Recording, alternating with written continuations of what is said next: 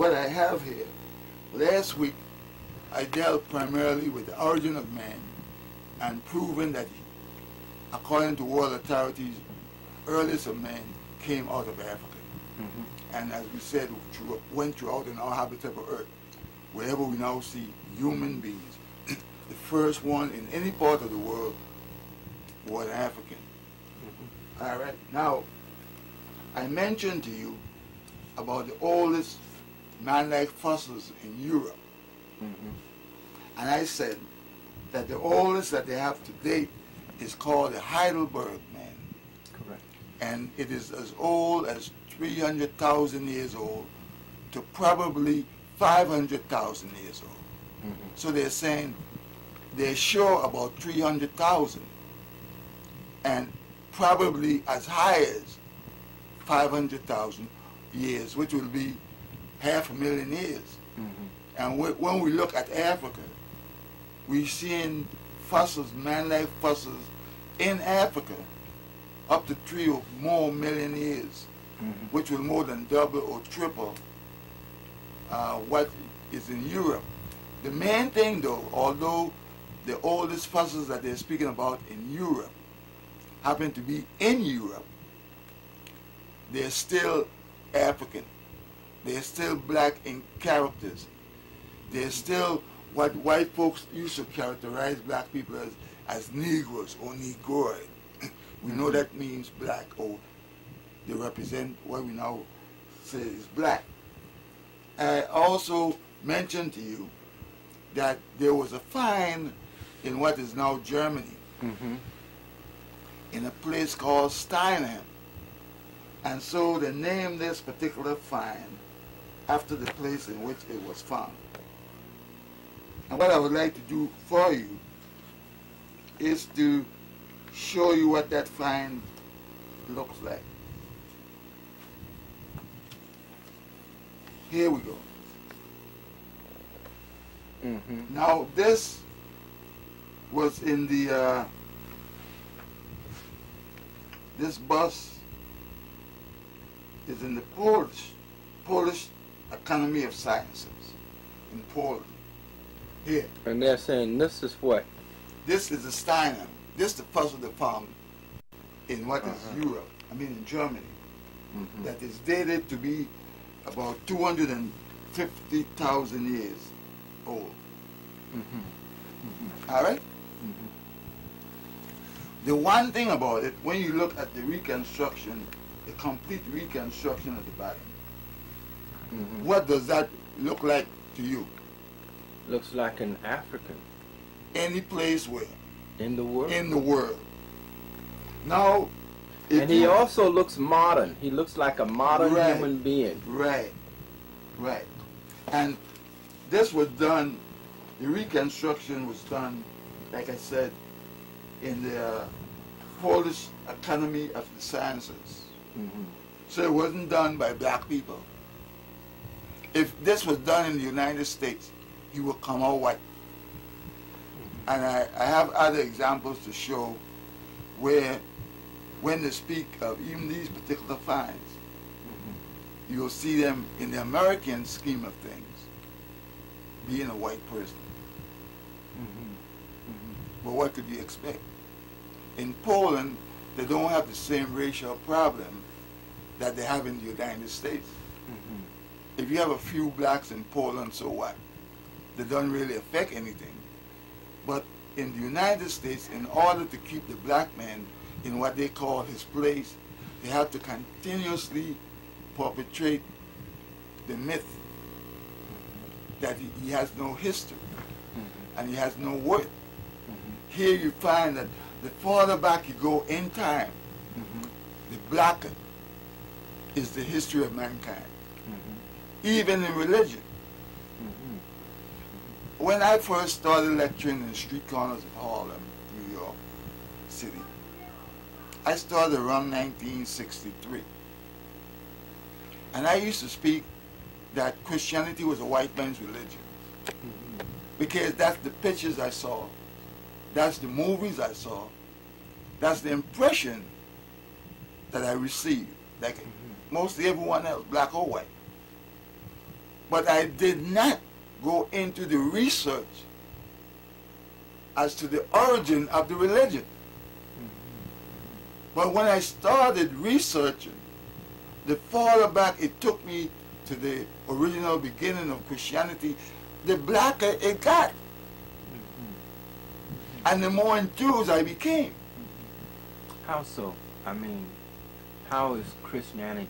Well, you know, you see the books that I laid out here, and I was hoping that I had the pictures that are already framed as to the major figures in Christianity that you could see. So the next time we do another one, I will make sure that I bring it in from where the group that I teach. Okay. Apparently the guy left it there Sunday. Otherwise you'll see them.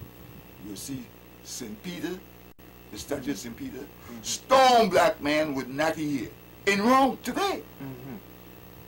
When you hear the Pope is giving his speech in front of St. Peter's Basilica and so forth, or in the square, the statue of this black man with natty woolly hair is back there behind him.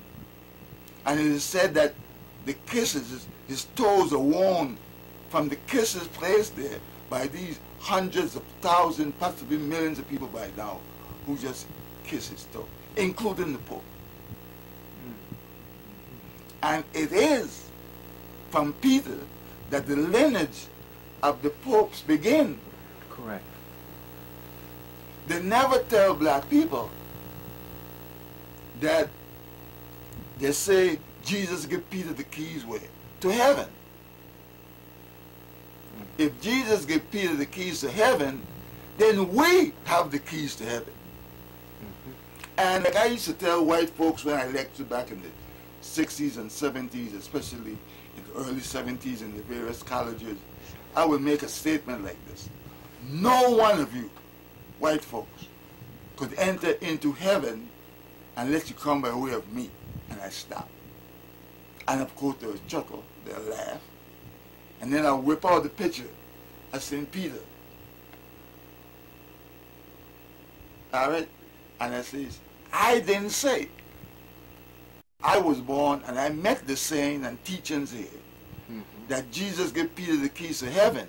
What you did not tell me is that Peter was black like I am. So I, the black man, holds the keys to heaven.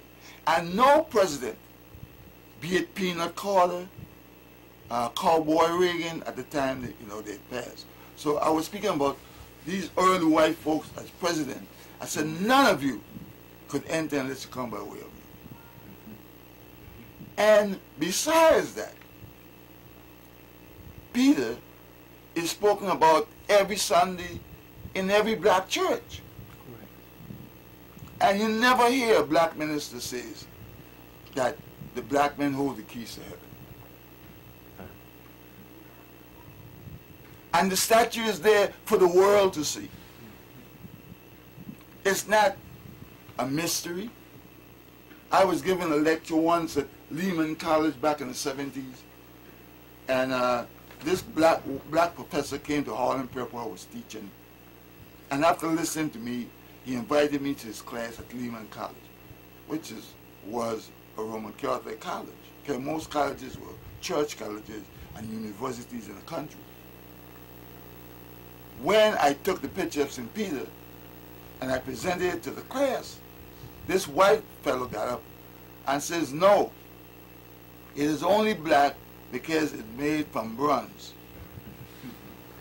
So just then a white nun came down the hallway, and the black professor who invited me went and brought her in and said to her, there's a problem here. My guests made the statement that the statue of St. Peter is that of a black man. She said, oh yes, that he is, definitely is. I've been to Rome and I saw it myself. That white guy could go through the floor. Because, do you realize what it's saying? It's saying that Christianity and Roman Catholicism belong to us. If the highest position in Christianity is that of the Pope, then any position less than being the Pope is not a step forward for black people. It's a step down. Correct. But they have us now under this massive illusion that we have Africans in Africa, that they have made archbishops and cardinals especially, with the belief that the whites are now being liberal to us blacks. And that's not so at all. They have moved into what was ours and now trying to make us feel that they are so trustworthy and noteworthy and kind. So, since I just showed you the proof of this early man in Europe, in Germany, as a black man, dated that he was there about 250,000 years ago. Hmm? Yes. I didn't say it, you didn't say it, Reverend Brown. The so-called white authorities have said it.